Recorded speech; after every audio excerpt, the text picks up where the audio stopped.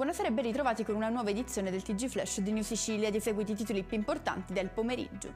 In apertura l'omicidio di Giancarlo Romano nel quartiere Sperone di Palermo, disposto il fermo per Alessio Caruso, rimasto ferito insieme alla vittima. Poco prima del delitto l'uomo, ora ricoverato in gravi condizioni, avrebbe preso parte a una violenta lite con uno degli altri due indagati. Oltre 300 agricoltori e allevatori in protesta sulla rampa di immissione sull'autostrada A19 all'altezza di Resuttano in provincia di Caltanissetta. Intanto i sindaci di 11 comuni del Belice hanno sottoscritto un documento rivolto al presidente Schifani e all'assessore San Martino. 17 condanne e 2 assoluzioni, questa è la sentenza del processo relativo all'inchiesta Tuppetturu della Guardia di Finanza del Comando Provinciale di Catania.